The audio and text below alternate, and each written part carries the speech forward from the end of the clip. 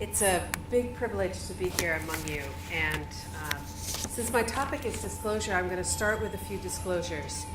First, I'm not an India expert. Secondly, I'm not a lawyer that writes laws and regulations. Neither am I a supervisor, and my brain is in some other time zone right now. So with those disclosures, maybe we'll start on the topic itself. So I think what's most useful is for us to think about disclosure regimes, and this means not just the disclosure rules, but the whole package that would be used to implement it. And this includes then the rules, whatever support might be provided to the provider community to implement them, consumer awareness and capability initiatives that are undertaken, maybe or maybe not, as a part of the package, and whether there's actually oversight from the regulators to see if the rules are being followed. So let's be clear here. A disclosure approach is mainly a kind of a souped up, a slightly sturdier version of the caveat emptor approach. I'm going to focus mainly in my remarks on more the regulatory side of it and the provider side of it rather than financial literacy. I hope that Veena might be speaking to those issues more. And this is partly because our knowledge base is really limited on that topic, but I'll try to make a few relevant references. And I think it's hardly reasonable to go to all the trouble of putting in place a disclosure regime, the rules and the compliance and so on, without customers knowing that this actually exists and is supposed to be helping them make better decisions. You can see when I'm standing with my back to the screen, it's even more problematic. So what's the case for a disclosure-based approach? As Nachiket mentioned in his opening remarks, it's mainly aimed at reducing information asymmetries and search barriers for customers. So the idea is that customers will better be able to select and choose products that work for them. And in a way, you could think of this as a self-determined suitability, I suppose. It's also meant specifically to have a protective function to the extent that risks are disclosed. This would help customers avoid higher risk products and providers. And the overall theory goes beyond the individual customer to work also at the market level. In principle, this is supposed to work to make markets more competitive, and that would mean that prices would go down, quality would be going up. A key assumption here is that the consumer is a rational agent that is behaving in such a way as to optimize their value for money. And as we're going to see, for this reason, this key assumption and some others as well having to do with provider incentives, there is a very, I would say at best, a mixed track record of disclosure approaches if we look around the world. So you'll hear this kind of good news, bad news tension throughout the presentation today. So why is it then? Just to give you a quick upfront summary about why I think that the experience is rather mixed. First of all, there are a lot of barriers to effective consumer comprehension. So the whole premise rests on consumers being able to use the information they get. So there are barriers to them understanding it, and there are also behavioral barriers, how they actually use it to make decisions. The second area is where disclosure regimes are in place, there tends to be less than full and effective implementation by providers. Frankly, there are a lot of temptations to cheat. If there's a way to make your price look lower than your competitors, that is a pretty big business reason to do so. And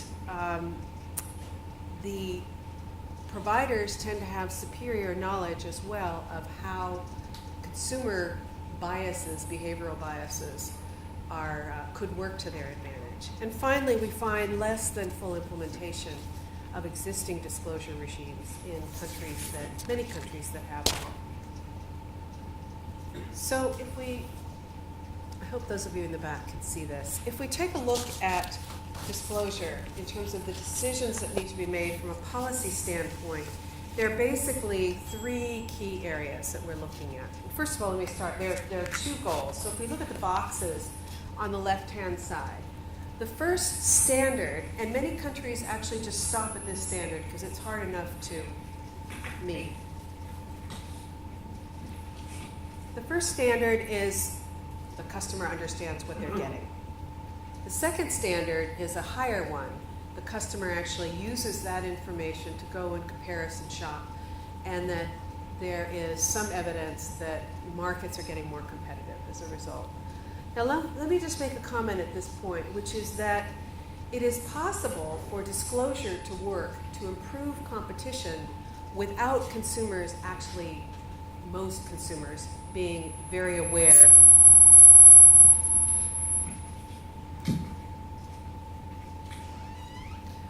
without consumers necessarily fully understanding what they're buying.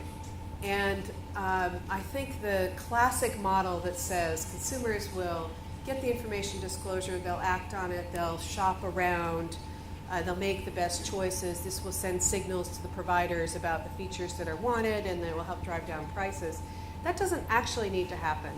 Let me give you an example from Peru that I'll come back to and show you some data in a few minutes, where the supervisor actually publishes on a regular basis data on prices. There's standardized pricing requirements, and the supervisor publishes those. And recently began publishing information on deposit accounts as well as loans. His staff went and calculated all the numbers, found that there were a number of institutions that were actually offering negative returns on deposit accounts. The supervisor called up the CEO and said, "We're about to go to press. Is this the correct data?" And by Monday, the data had been changed. And media, moral suasion by supervisors, competitors actually sizing each other up and figuring out how to compete better, all of those are mechanisms that can work without retail customers having to actually play a very active role. So I think this is an important point when we're looking at the potential of disclosure regimes. So basically the goals of consumer comprehension and then increasing market competition. The key decisions from a policy standpoint are what information needs to be disclosed, and here it's important to certainly look at price, but to look beyond at other key product features, at risks, at recourse arrangements, rights and responsibilities. So there's a package of information that would typically be considered essential. I think in India you have a concept of that the most important information on terms and conditions that needs to be disclosed. The issue of information overload definitely needs to be attended to in a disclosure regime. So too much information is counterproductive. There's pretty strong research on that. Then there's the question, point one is about content, point two is about how should information be disclosed. So this gets at how the information is framed, the timing. When someone is there getting ready to buy their refrigerator, it's not really going to be very productive to give them even a very well-designed key facts document, because they want the refrigerator and they're not really thinking so much of the price of the financing they're getting as part of the product. So timing is quite essential. Framing, plain language, simple language, essential information. And then finally, there might be additional requirements or measurements that are put in place, particularly about advertising and policy choices on whether to publish comparable price data across providers that are meant to support competition. If we look at the trends overall around the world in terms of disclosure regimes, there's an overall trend towards much more financial consumer protection, regulation, and supervision. This is a result of the crisis, but also the connections that policymakers in developing countries and emerging markets are seeing between financial inclusion and financial consumer protection. So there are a number of drivers there.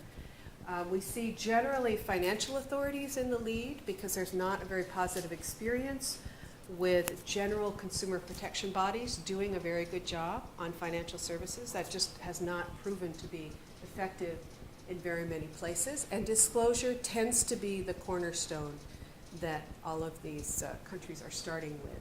Specific trends in disclosure include more specification and regulation about essential information and its format. So this is consistent with the information in the previous slide. So it has been found that distilling information into key facts, requiring that there be attention to what the consumers will actually understand, are actually pretty important.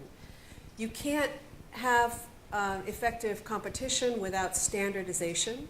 So there's a big debate, for example, in the credit field about how best to standardize price information.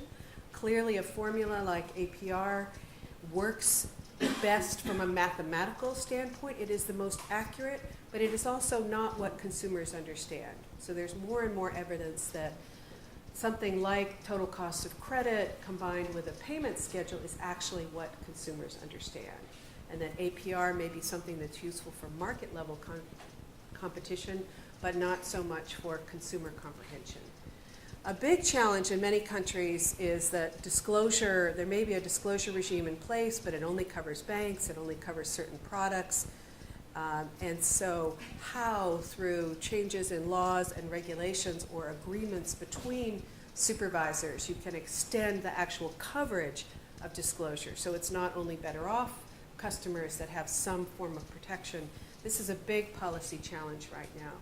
And as I mentioned, consumer testing and trying to draw in the implications of behavioral research is a big priority in more and more countries. So let's take a look then at, I was asked to speak about how consumer behavior actually factors into applying this disclosure strategy and making it work. It's important that we kind of think from the perspective of the consumer's decision-making processes. So I wanted to share just a few observations here. If we're thinking about how consumers envision their cash flow and their household finances, I think the short films were very instructive in this regard, in terms of the time frame and the concept itself, that consumers are tending to think mainly about how much money do we have and when they're trying to figure out, can we afford a product, how is it going to fit into our portfolio. They tend to focus on payments, the payment amount, rather than total costs. It's helpful for them if you have ways to show them how costs actually accrue over the life of a service, because they'll be focused more on the payment amount and whatever the stated price is, but not really, think of the woman who borrowed $30,000 and is now still owes $20,000 and has been paying for a very long time. She may not have been in a position to do much about it if one had been able to show her in advance, here's how much you're going to pay in interest and fees over the life of this loan. But other customers might have been in a position to make a different decision. Standardization is quite important, but as I'll show you in a few minutes, it doesn't always work. It can be abused. Payment tables have high recognition, and so they're emerging as an important focus for attention by regulators. As I mentioned, it's quite important that disclosure happen at the right time in the product cycle. And actually, it's not that fine print should be banned. It's useful to some consumers, but it needs to be separated from whatever most consumers are using for their immediate decision-making process. It's really more useful in some ways post-purchase if there's a need for grievance or if the consumer's behavior somehow affects how the product actually works. There's a great deal of evidence from behavioral research that suggests that consumers' selection of financial products is heavily influenced by the context in which the choices are presented to them. So this is where, for example, plain language, use of APR versus the total cost of credit, framing, who's actually presenting the information and at what point in the product cycle are all very important. And I think in the interest of time, I won't go into all of the specific behavioral biases that have been documented in research. And instead, I will show you results from a very interesting intervention and experiment that was carried out in the US with payday lenders. So the big question about disclosure for all of us should be, does it work? If we look at the global financial crisis, we're not very heartened at the effectiveness of disclosure approaches because there were countries with very developed disclosure regimes where it did not seem to make very much of a difference at all. However, I'm going to share some promising examples. So, here's the question the research was trying to address. Can psychologically guided information disclosure actually de-bias payday borrowers? So these are people who borrow against their paycheck at rates where if you added them up over the course of a year, it would exceed 400%. It's a very common form of borrowing, actually, for lower wage salaried workers in the U.S. And the researchers from the University of Chicago were collaborating with a national payday lender, and they tried 3 treatments. So the borrower comes in, they show their pay stub, their bank statement, it's checked by the clerk, the information comes back on how much they can borrow, they get their pay packet, they open it up, here's the money, and there's also then a simple notice about this size, and it has 1 of 3 treatments. So the control group didn't actually get one of these. But for everyone else, they got a mix of different messages that were trying to de-bias their decisions. And the messages had to do with, there were a range of different variants that were tried. The one that was actually most successful and reduced future borrowing over the next 4-month period by 11% was one that showed in dollar terms, not percent, people ignore percent, but it showed in dollar terms what the added up cost of continuing to borrow on the cycle they were on was going to be.